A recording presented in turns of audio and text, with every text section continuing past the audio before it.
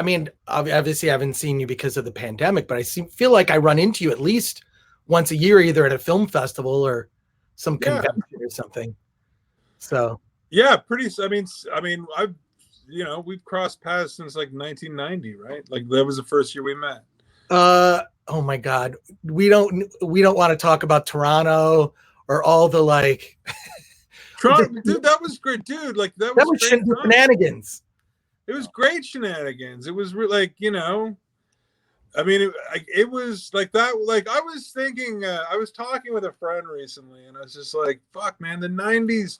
Like I know you're supposed to. I know that people kind of generationally like that was a great time, but like the fucking '90s was that was a great time. Like that was. I think about some of the shit I got up to, some of the crazy. It was a good fucking time. We had a great time. You know what's a shitty time? You know what's a shitty time is now. Now is the worst. It's the fucking worst. Like all the divisiveness in the country and social media is a shit show and big tech and just it sucks. Yeah. It really sucks today. The 90s was great, but wait, I got to do a little fancy intro. Okay. Wait, let me do a little fancy intro. Clerk director Malcolm. Wait, did I get the Chiron right? It says, is it Clerk? Ingraham. It's Clerk with a period, right? Clerk with a period, but it's Ingram, not Ingraham. Oh my God. Let me. Okay, I'm gonna correct it live while we're doing this. It's fine. It's good to be humbled. Well, I don't like to make mistakes on this, so I'm gonna see. Look, see, now I got it right. There you go. Right? Is that right? Yeah, that's right. All right, good. All right, wait. Let's just fucking start the show. Okay.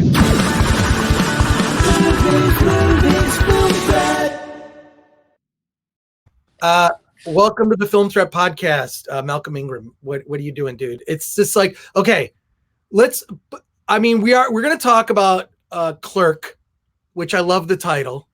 It's a great, but we got to talk about how we met, because I don't know that this story's ever been revealed. We met at the Toronto Film Festival. You were working in the press office. I think you were working in the press office at the time. I was at the Toronto Film Festival, 1990. Yeah. I mean, it goes to this, like literally, I'll give you props, Chris Gore. My entire career is predicated on Film Threat Magazine. Film Threat Magazine, Really? Well, it goes like this. I went for a trip in 1989. I went for a trip to Los Angeles with my family, and I was staying at that it used to be Ramada, I guess, at Highland, just north La Brea, not Highland, and what's that fucking road? Anyway, I was staying at this thing with my parents, and I couldn't sleep one night. I went across. I was looking for something to read, and I came across the Film Threat magazine with Nicholson's Joker on the cover. Oh my God! And and in that issue was your coverage of the Toronto Film Festival. Yes, my embarrassing coverage. And I was like, these guys, I was just like, this magazine's incredible. I love this magazine. And then I ended up working the next year at the Toronto Film Festival, and they were fucking terrified of you guys.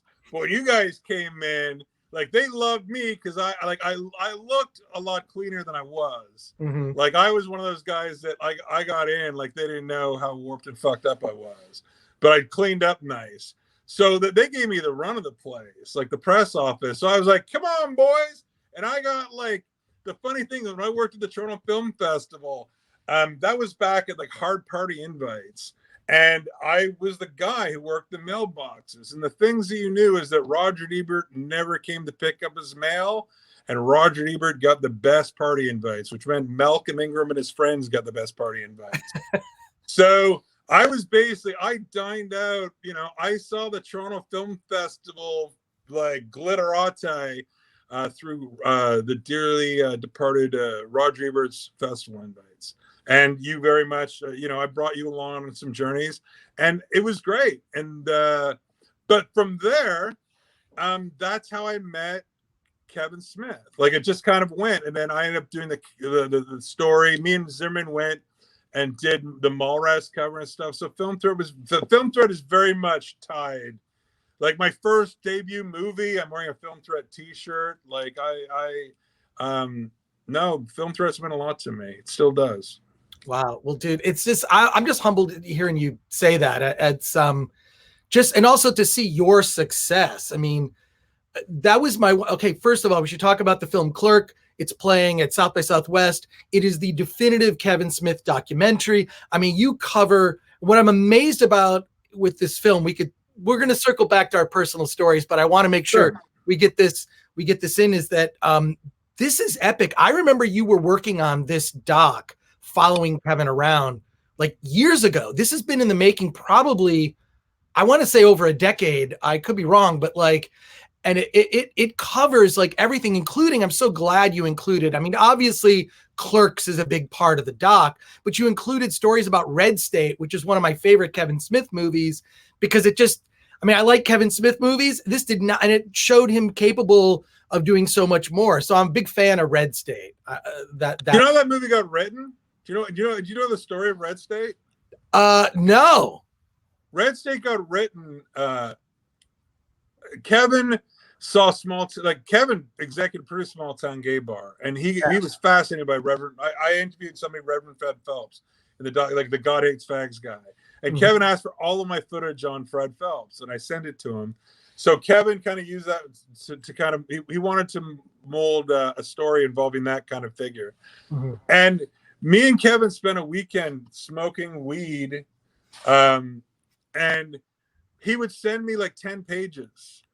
And I would read it, and it turned into this thing where I would read the 10 pages, and then we talk about it, and then he'd go read 10 more. We'd write 10 more pages, and it was the structure of that movie was it basically it goes from this small little teen like Eli Roth style like horror movie to this fucking like how it was originally supposed to end was the end of the world. Like the original ending of that movie was the 4 horsemen of the apocalypse come in, heads are exploding. It was a real fantastical ending. But I loved how that movie incrementally grew. And like he'd write 10 pages, and it was like I dared him to kind of like, and it was a really fascinating thing. He wrote that over like a very short period of time. It's it kind of teases that ending at the end, right? When that horn goes off, you're like, oh fuck, this is real. I mean, he could go back and recut it. He could George Lucasify it and special edition it. The guy, the reason why he didn't do that ending, and it actually is interesting, his producer on that film, John, I can't remember. Anyway, John Gordon, who like produced like Good Will Hunting and all that kind of stuff. He was a producer on that film, and he said to Kevin, if you end it with the end of the world, that means you're saying that his character is right. That the preacher's character is right if it ends with the end of the world. And I understand that logic, but still, like what a great way to end that fucking movie. It would have been great, but this doc is just so. What was fascinating to me is I thought I knew everything about Kevin, just following his career from the beginning, but I learned so much, especially his family. Things that, because Kevin obviously is an incredibly open person. I mean, you have the footage at like when he had his heart attack, at the Alex Theater in Glendale, and just seeing his recovery from that and his sort of like, I felt like in a way for him it was like an awakening, not just for his health, but like, in many ways, it changed him clearly. But you include so much. The only thing you didn't include in this doc. The only thing you did not include was you. And I feel like you're a big part. A lot of people don't know you have played a big part in, because I think on the surface, if you look at Kevin's stuff, I mean, there's stuff that he has said and or were in his movies that would totally get him canceled today, so to speak, whatever that means. But he's so grown as a person. I think you had a lot to do with that. And I was curious, did you make a conscious decision to not include yourself? Because I think that you have been a big part of his career, a part of his life. I mean, I don't think I'm overstepping to say that about you. And did you make a decision to say, okay, I'm directing this doc. I'm not going to put my story in there and make it about me, even though I think you're such a critical part? I'll be honest, like I don't appear in any of my docs. Morgan Spurlock turned me off the notion of appearing in my docs.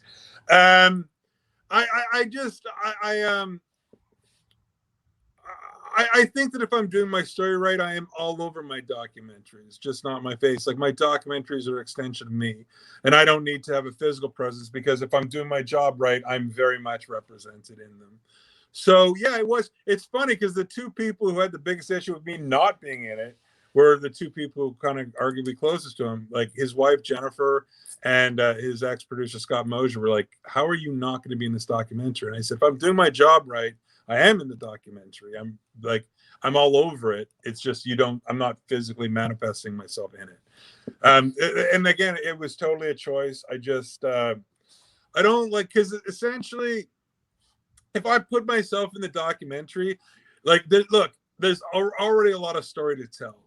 If I put myself in the documentary, then I've got to represent who I am. So you're wasting time fucking like, there's this guy fucking Malcolm. Nobody knows who he is. He's deep background, but he's a Zelig in Kevin's life. He's been everywhere. So I don't want to waste screen time explaining who I am. It just didn't make sense. Like basically screen time is so precious. I don't want to waste time like explaining who I am. And I don't want to be that guy who's like, I don't want to just pop up in the movie. I don't like it. Just I like Michael Moore is one of the few people who did it. Like Michael Moore did it incredibly, and then Morgan Spurlock ruined it for everybody. And that's my personal opinion. I feel bad because it's like now's a bad time to pick on Morgan, but right. It was just like, but Michael Moore just definitively did such a good job. In his documentaries, Michael Moore is so good at it, and Roger and me was had a heavy influence on me making documentaries. It was such a big movie for me that I didn't feel I could do it right. I didn't believe, and as a filmmaker, I didn't believe I could balance it properly. I like being deep background. Unlike Kevin Smith, I don't live a life in public. He very much lives his life in public. I will say, just as I've grown in my, I prefer being behind the scenes. I mean, I do this stuff, the podcast where I talk to filmmakers just because I love talking to filmmakers. I guess we'll make it into a show, but my favorite thing in the world is just to talk to other filmmakers. And you're right, Michael Moore. I mean, I was there at the Toronto Film Festival when Roger and me premiered, and got to meet him there and just see him grow. But yourself, you've had such an amazing journey with your films. The Small Town Gay Bar, that is where you came out as being gay. I didn't know when I was going to see that movie I just thought, oh, Small Town Gay Bar. Like, that's cool, like I'm going to check that out. It was at Sundance. I remember being at that premiere screening, and it was just amazing. It was like the way, like all the sort of like, you just sort of melted away and could just finally be yourself. I just thought it was such a great, I mean, the film's great, but also I think like how that affected you and being able to express who you are finally, I think was, I mean, I feel like just so fortunate to have been at that premiere screening, because Kevin got up and told of course, in public when he speaks, he should be a stand-up comedian. It's one of his skills. He's hysterical, his intro to that movie. I just remember the words ropes of jism. Like literally, I just remember like, yeah, it was the premiere for my movie. I was nervous as fuck. I was at Sundance, and I just remember Kevin got up and talking about ropes of jism, and I was like, all right, we're all in now. Yeah, Small Town Gay Bar, the movie was such a magic trick, because I think that like there's a lot of people who didn't know that I was gay, and I think that a lot of people like just thought I was just a big dummy. Like I like that movie more so than anything that I've ever done. People have been like, you made Small Town Gay Bar. You made this tender little documentary about gay people in the South finding their community. And I'm like, yep, I did. So yeah, that movie was a real magic trick. But I mean, that was, you know, with documentary, I'm very much guided about like just do something you're interested in. Like that's the best advice you give any filmmaker. Like make sure that you love that subject, because if you don't, it's a hard thing to fake, and you got to live with it for a long time. And I was generally interested in that subject because at the time, queer representation wasn't what it is today at all. Like I started making that movie in 2000. And you know, it's not what it was today. And I felt like, you know, I'm a big fat hairy guy, and before it was before the bear community like that. So I just felt so I just didn't know where I fit in the world, and the concept of being a gay person in a small town is how I felt. Like that's where I was in my head. So making a documentary about a small town gay bar, although it wasn't my reality, it very much emotionally was my reality. Well, I just thought, just seeing you, there was the person you were before that movie came out. And I remember like hanging out with you where there were tense moments of like, I was an angry man. Yes, you were. Yeah. I had a lot of, I mean, I've mellowed. We've all mellowed. Yeah, for sure. But I had a huge chip in my shoulder. I had a huge chip on my shoulder. I was very angry. I was I spent, you know, a good part of like, you know, up until I was in my mid 30s, I was angry all the time. I was drunk, stupid, and angry. Very belligerent. A lot of people say like, do you know what you said to me when I first met you? And I was like, don't tell me. I don't want to know. Like, I don't know. Like, yeah. I mean, I just didn't know who I was. Like, I love film. I knew I wanted to be involved in film.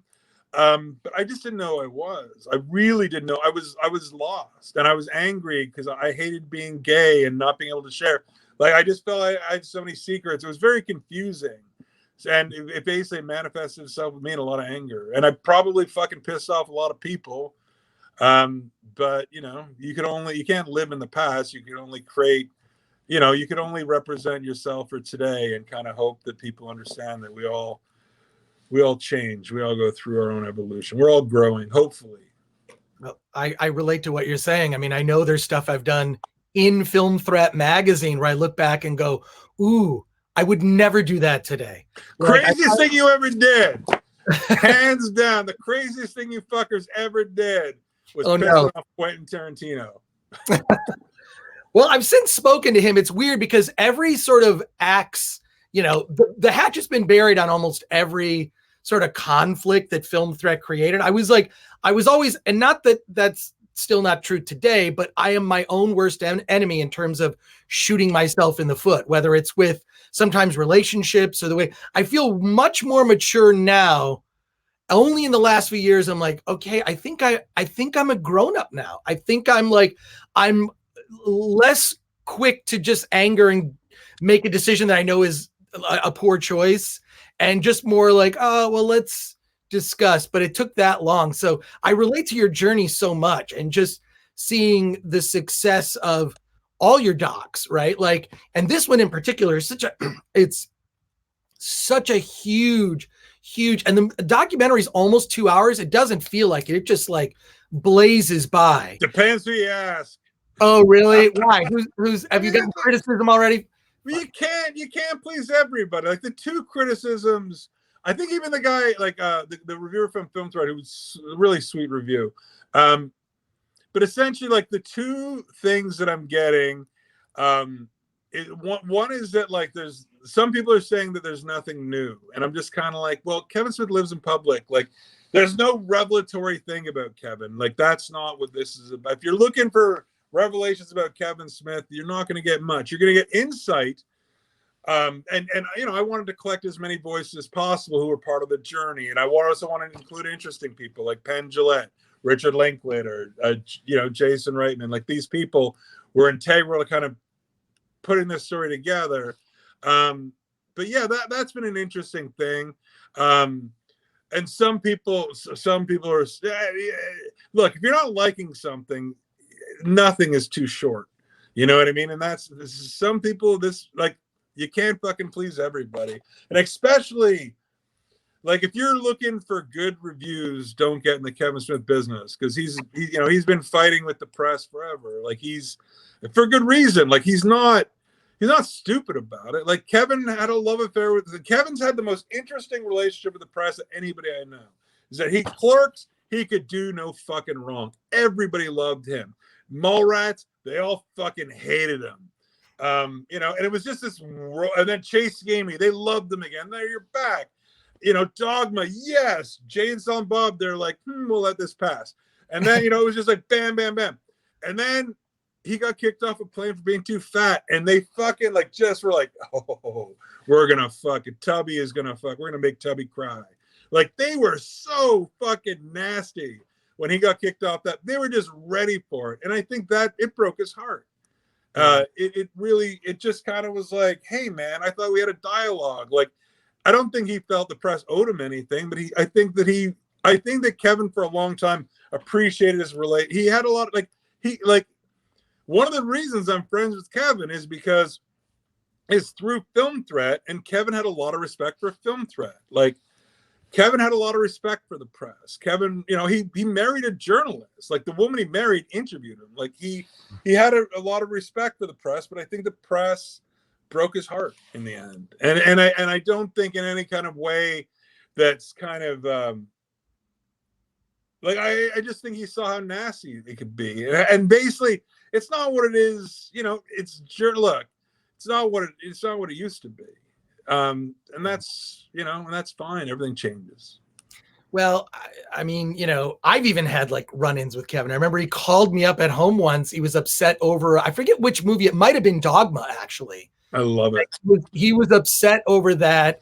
Good for him. Michael Moore even called me once. He was pissed off about, I think it was Bowling for Columbine. He was pissed off at the review. I don't know, man. Film Threat, I support. There's a diversity of opinions at Film Threat. And one of the things I like is I love disagreement, because I think it's the only way you grow is you get various opinions on things. So I know I've pissed him off in the past, but I just admire Kevin for two things. One, just to be an indie filmmaker at the beginning. Just being an indie filmmaker, you're entrepreneurial. No one hired you to make any of your movies. You decided to make those movies. You're effectively starting a small business by making a film. But beyond that, Kevin created other businesses and being entrepreneurial, whether it be his podcast network or creating I remember Movie Poop Shoot, that website. So, and then the toy line and his comic book store and all this stuff. So everything about him is entrepreneurship, including building the community where he has a direct line. This is another thing that's interesting about Kevin. He doesn't need the press. He has done an end around the media. Who gives a shit? And he even did that with, was it Red State? He just I'm going to do an auction for my movie. And he basically bought his own movie and said, I'm releasing it, because he has such a direct connection to his community. Yeah. I mean, need him. He's got a great connection to his community, and Kevin has a mercantile instinct. Yes. And it's that, it's so funny because we were driving in the South. We're on a road trip together, and we were listening to we were singing American Pie, and it was like, whatever happened to Don McLean? And we kind of went and looked at it, and we found on the side, he ended up selling, the original thing that he wrote, American Pie, like all the original lyrics, his original notes for writing American Pie, he had to sell them. And he was doing an interview with Rolling Stone. And then he was just like, why did you have to sell that? And he said, well, my family, my wife and kids, they don't have much of a mercantile instinct. And it was, me and Kevin laughed, and it was just like from that, Kevin has a mercantile instinct. There was a point where I was like, I want to call this movie Mercantile Instinct, which Kevin thought was great, but you realize it's just a small in joke. Why do that to people? But yeah, Kevin's got a mercantile instinct. Not only that, but he's got a real look. Kevin Smith will say himself that he is the biggest Kevin Smith fan. So he loves talking to people about Kevin Smith. That's the root, the mother invention. It's just kind of like how he got into the internet and 1996 was basically there's people online talking about Kevin Smith, and he wanted to be part of the conversation. So he started a web board on, viewskew.com, and people would go in and write questions, and he would go and answer them. So he had a direct communication with the fans immediately. Yeah, I mean, he's the one of the small list of filmmakers. I mean, I don't know if there's anyone you compare. He built that community to the point where he built the audience. He doesn't need this press machine. It doesn't matter, but I would disagree with the criticism that it's nothing new. I mean, I've heard a lot of the stories before, but I've never seen Kevin go to, the liquor store that, he worked at, that's just, or seeing him go on a journey of revisiting parts of his past. That's something I've never seen. I mean, he's very open. So, I find value in all. I really like this movie. I'm very proud of it. And it was pretty, me and Kevin, we had one huge fight, and it was a fucking motherfucker of a fight, and it lasted a year. We didn't talk for a year in the middle of production of this movie, and it was all about about it, or of course, yeah. Look, the great thing about Kevin's world is nothing to hide. Right. Kevin will talk about it. I'm not afraid. Me and Kevin haven't talked much during the pandemic. I think we hadn't talked in months and months and months. And the first time we saw each other again was in an interview. Literally, we hadn't talked in maybe, I haven't talked to Kevin half a year. And not because any other reason that I'm just deep in my own shit. I'm in my own head. I'm not really, and me and Kevin aren't really phone, we're more face to face. We're not really phone guys. But we met again together, literally first time I saw him in 6 months. And it was hey, and it just picks up and it just keeps going. As any good relationship, it's that you saw them yesterday and you just kind of continue the dialogue. But me and Kevin got in a huge fight. It's over Harvey Weinstein. And It's not what you might think it would be. It was Kevin wanted, at first we mutually agreed that we weren't going to involve Harvey Weinstein and we didn't need to be in there, simply because, look, it's a big fucking story. And in a man that's, pretty free of a scandal, that would be the closest you'd come to it. But having the intimate relationship that I've had with I mean, that sounds gay, but having being around as much Kevin, I knew what Kevin's relationship with Harvey Weinstein. We all knew Harvey Weinstein was a total piece of shit. Everybody knew Harvey Weinstein was a piece of shit. We knew he was a scoundrel. We didn't know he was a fucking rapist. We didn't know he was a pig. Mm-hmm.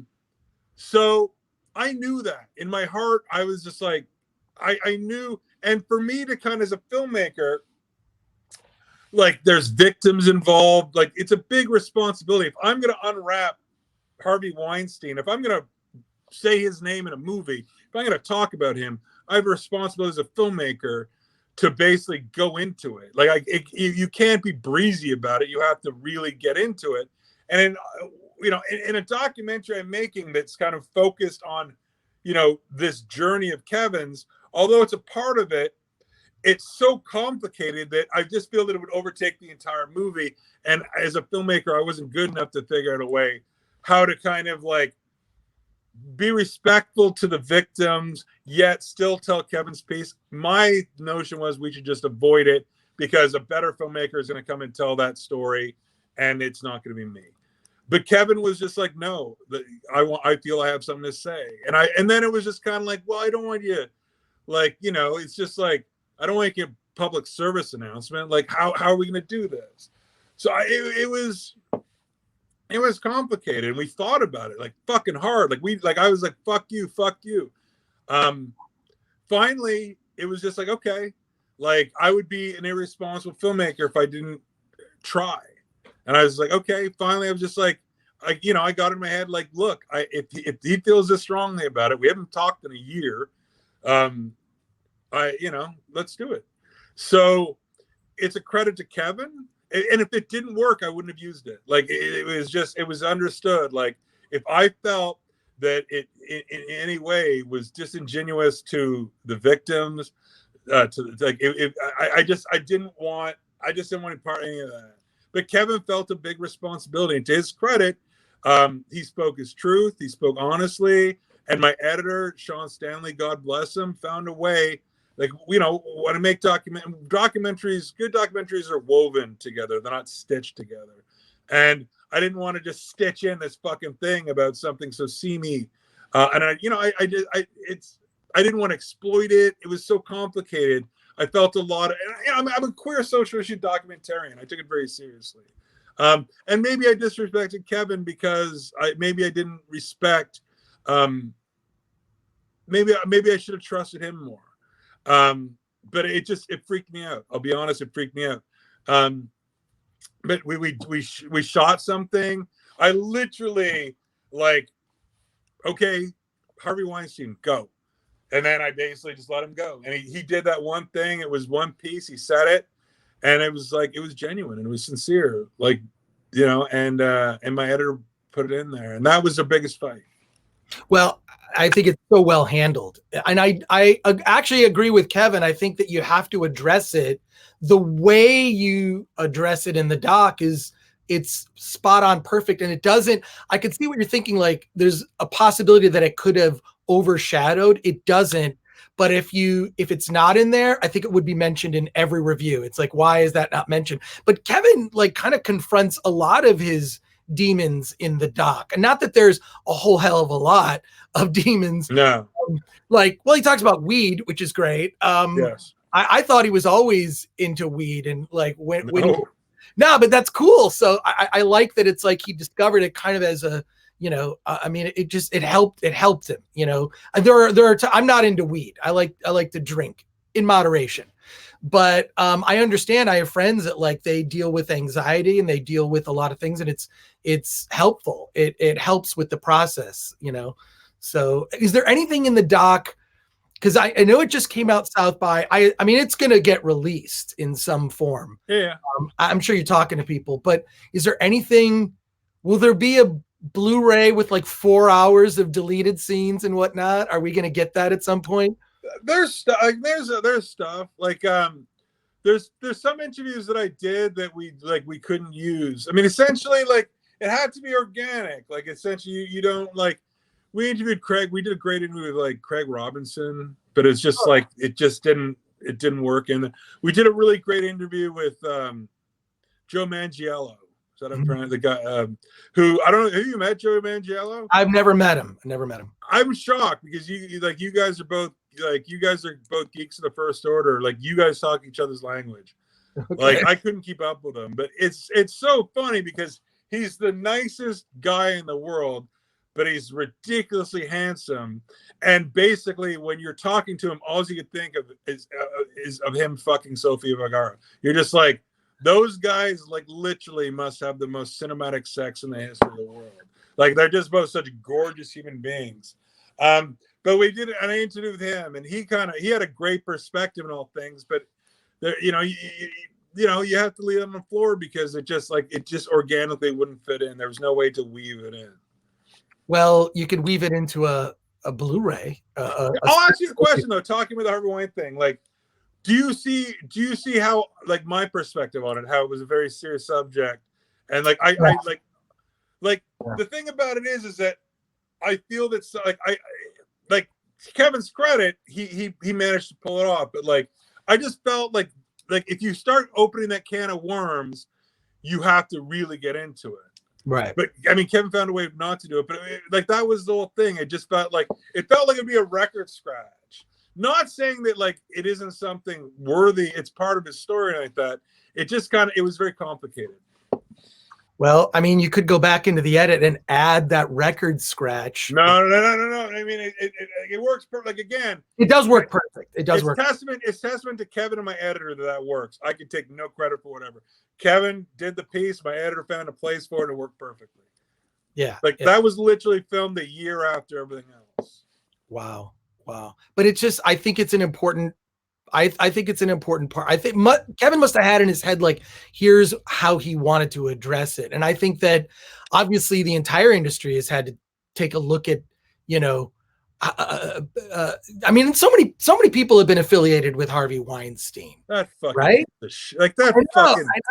Like the stinky fucking left on that, like just the stink. But the thing about Harvey Weinstein is he was the fucking worst piece of shit. Like I remember like like he's such a pile of shit. Like Harvey Weinstein, like, ugh. Like it's easy to say now. At the time, like, look, that dude had a lot of fucking power. Like, right. Look, I mean, he tried to touch Gwyneth Paltrow, and she's still she still posed that Oscar with him. Like he held a lot of power. Like I'm not blaming Gwyneth for everything. It was just like that's a complicated, twisted fucking web of awfulness that, like, the poor people who were touched literally and figuratively by that man. It's a horrible thing.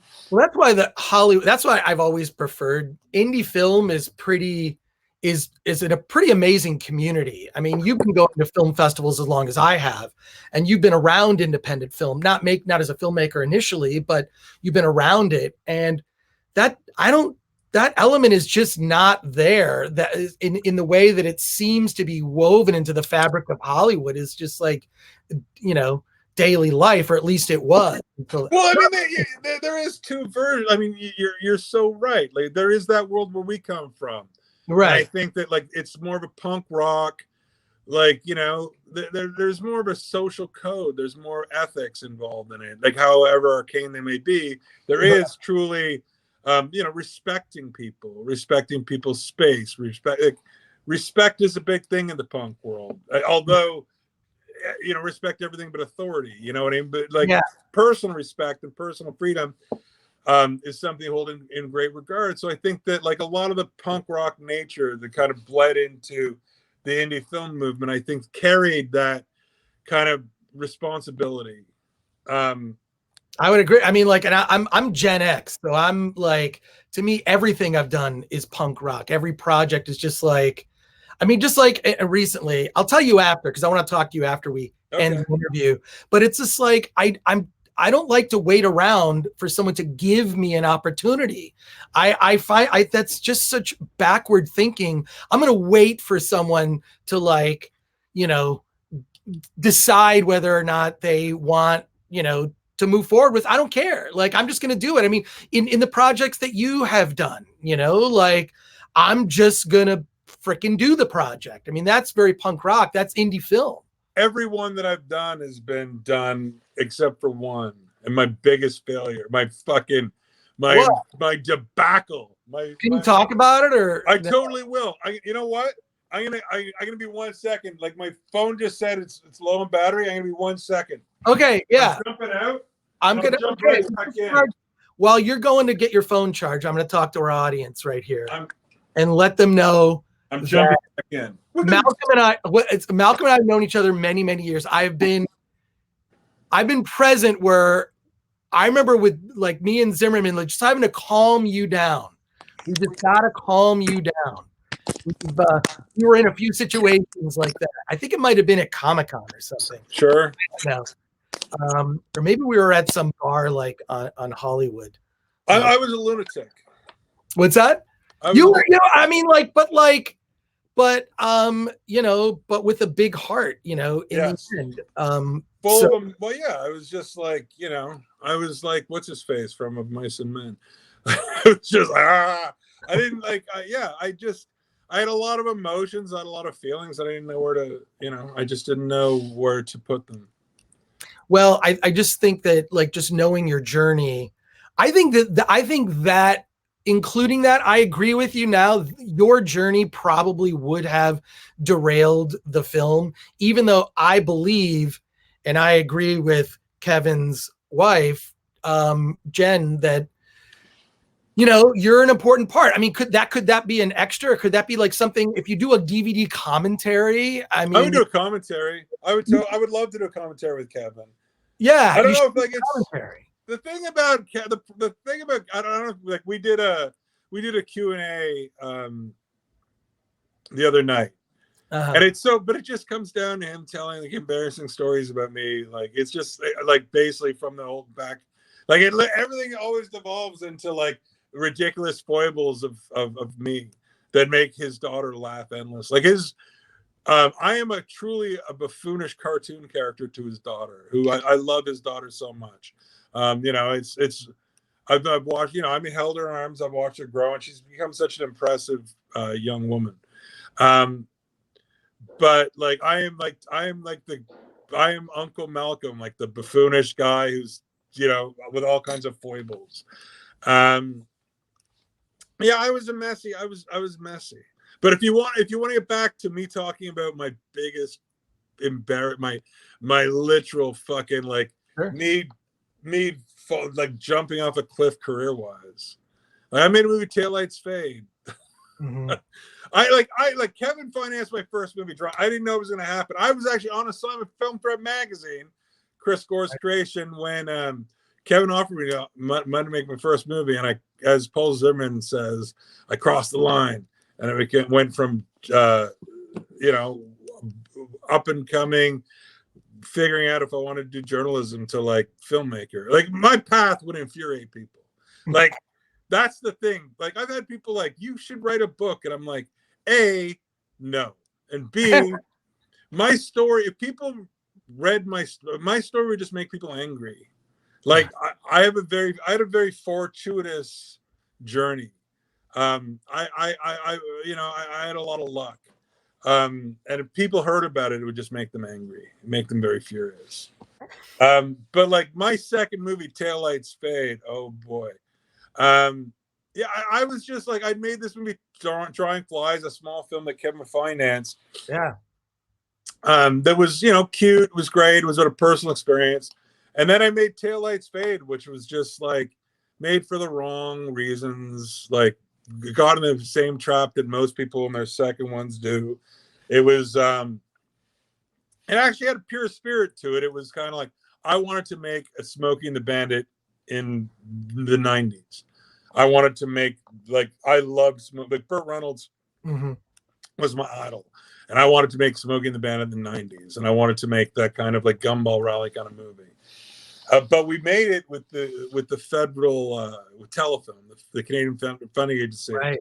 and they weren't doing things so whimsically. So we had to kind of add this kind of like angsty spirit to it. Like it had to be about something. And I just wanted to do a free for all. Like, no, man, just like two guys with their girls in fast cars, like going, beers and titties, like just a fun romp. And like that was my notion, and then it quickly got turned into like this angsty I don't know, movie. And I literally checked out of that film. Like I was working with my Matt Gissing, who I co-directed Drawing Flies with, and I just he was writing it, and my original story and kind of what the movie was evolving to, I just checked out completely. I should not have directed that film, but I was the director. But like it just ended up being, but I fucking like it was embarrassing. Like I had so much, I was given so much. Like Jake Busey's in the movie, Denise Richards, Elizabeth Berkley. Like we had a great cast. Margot fucking Kidder. Like we had an incredible cast. Like, and this was like Denise Richards off of like Starship Troopers just before she became a Bond girl. Jake Busey off of The Frighteners. Like Breckin Meyer off of Go and Clueless. We had a great Elizabeth Berkley, who at the time like was poison. Like we were one of the first people to cast after Showgirls. I love Showgirls. Like now it's trendy to say Showgirls. Saying you love Showgirls when you're casting a movie, telling your casting director that you love Showgirls and you wanted to see Elizabeth Berkley, they're just like, no, you don't want that. Everybody, like, I'm not going to say, but there's actors in the movie that I had to have a meeting with me, like, no, we're casting Elizabeth Berkley. Like, you could walk. I don't care. Like, if you don't want to do this movie, we're casting. Like, I stuck by my guns casting Elizabeth Berkley. But as a film, I failed all of those people. And I feel guilty with that. Like, Denise Richards is excellent in that film. Jake, they give great performances. But I was just... I shouldn't have been given the privilege that I was, and I fucked it up, and I let a lot of people down, and I felt horrible about it because, I learned a lesson, but what an expensive lesson to learn.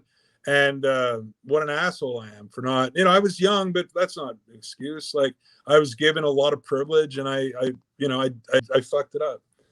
And after that, like, and I haven't gone back to narrative since. It's just kind of like, and now I just make movies with like literally like me and a DP and like an editor. Like, I have very small crews. Like on Taillights Fade, we had trucks, we had like tons of people. And it just kind of like, I just fucked it up so badly that I don't know. I didn't do anything again for like 7 years. I stopped making movies because I just had to. Again, that was just before I came in the closet, so I was in a very confused space at that point. But so, now I want to see it. Now I want to see it. Taillights Fade. Taillights Fade. I gotta find it now. It's Denise Richards is excellent in the movie, and Jake Busey deserves all the credit because Jake Busey really directed her, because they were a couple in the movie. And Jake Busey, Denise Richards is amazing. She's so charming. She gives a great performance. The thing about Taillights Fade is that the one thing, like, I just lost interest in this story, but I was really into doing the soundtrack. And it was really like, the funny thing about Taillights Fade is that one thing that the guy who wrote it said, like, the biggest things I was interested in was the soundtrack and one explosion that I wanted framed perfectly. I wanted like Jake and Denise to kiss while a fireball happened, like, and I just put my focus on little things like that, like, because I just couldn't get into like the story. It didn't ring. It didn't interest me. And what an asshole I am to say, like, but I don't know. No, I feel like, look, someone could write a book. I'm sure maybe they already have, about the sophomore films of a lot of filmmakers. That's like, that second movie is so critical, right? Like, so. I mean, I just didn't take it serious. But the soundtrack, like, we had like Modest Mouse, like, it was a great soundtrack. No, yeah, I like Modest Mouse. We had Modest Mouse, we had like Jonathan Richman, we had a great soundtrack. Well, I know I'm like your last interview for the day, but you haven't had lunch. This is what I was informed. You have not had lunch. I haven't had lunch. I don't care. I'm good. Like, okay, good. I don't like. I'll tell you, like, it's not my last interview of the day, but like, I got a long break. Okay, so, but I'm good. Like, dude, I'm not. If you want to go, that's fine. Like, I'm not gonna be insulted, but I want to get back to Clerk and this doc. We should. That was very tangential. No, it's good. I didn't know the story of Taillights Fade. Now I want to see it. It's at the top. Because you're just gonna be like this, like that. If you want to see a movie that's completely rudderless, that is a movie without a director. Like, that is a movie that is directing itself.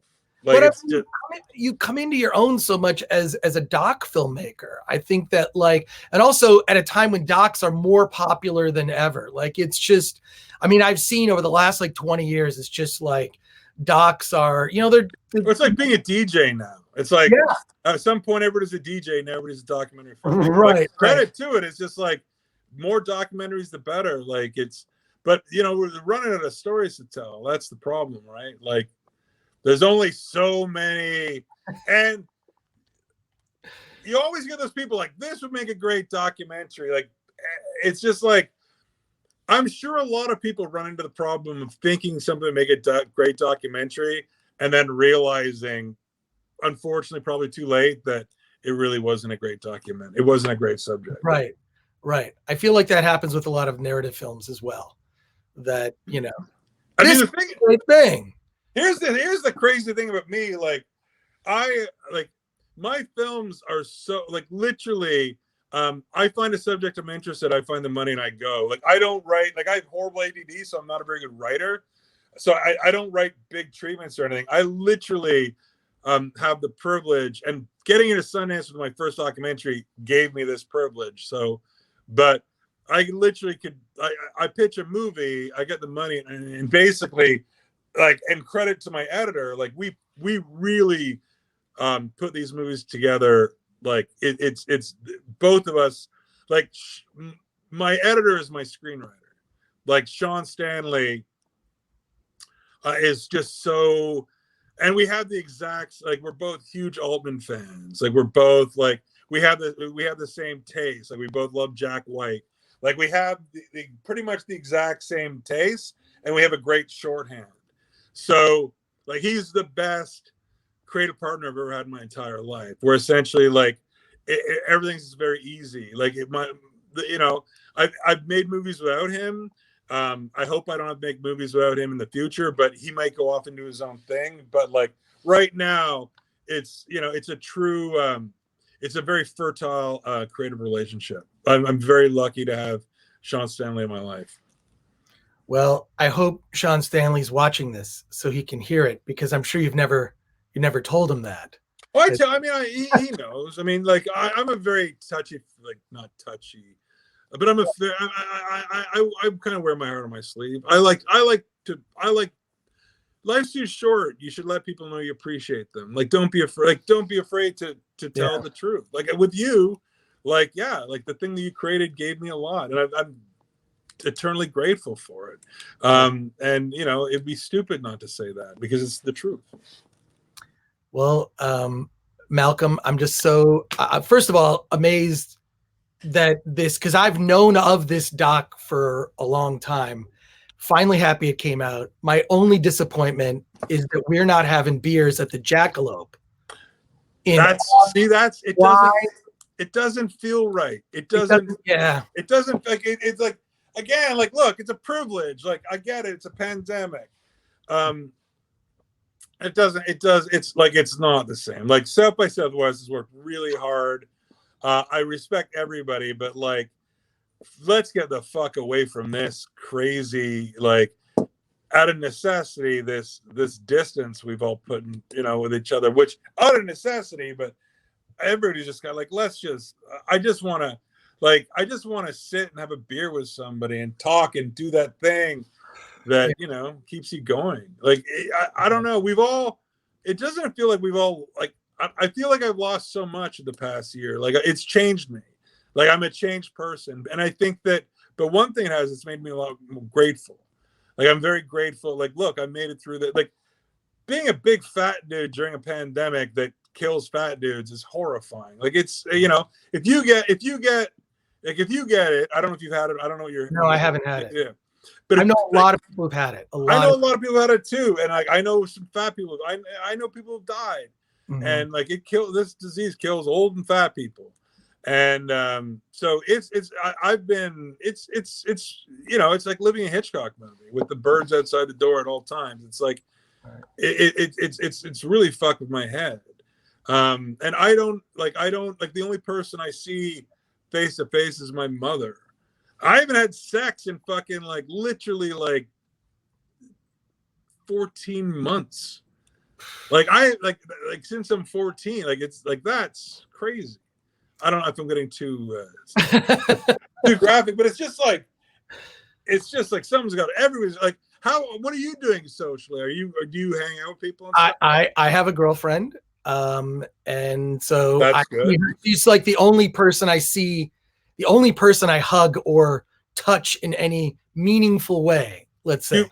Will you go for beers outside with people? I do. I have done that. Yes. So I because I just, I'm pretty healthy. I've been tested negative both times. Know a lot of people who've had it, but I feel comfortable outside, outdoor dining, all that. I'm comfortable doing that. So yes, I've had the opportunity, but not in any way like a small group of friends that I'll see that I know are just as careful as I am. But it's not like I'm going to like, I mean, I've seen movies, but I've seen movies like at a drive-in, But when movie theaters open, I know they're going to open at like, I think it's like 15% capacity. I'm going to the movies. I mean, I know I can't wait. I saw you. It's so funny. So, I mean, I follow you on social media and stuff. I remember you figuring out if you're going to go to Vegas to go see Tenet. I did do that. And I was going to pipe in. I was like, no, let him live his reality. I was like, dude, don't go. Okay. I was in an IMAX theater with 10 people. And can you imagine if you fucking died for that fucking filmmaker? Yeah. Can you Well, imagine if like literally like he died for Tenet. He died for Tenet. Like not even like he died for Citizen. He died for Tenet. yeah, I know. I would not. Well, I wouldn't be able to live with myself because I'd actually be dead. But that's not the movie I want to go out on. Yeah.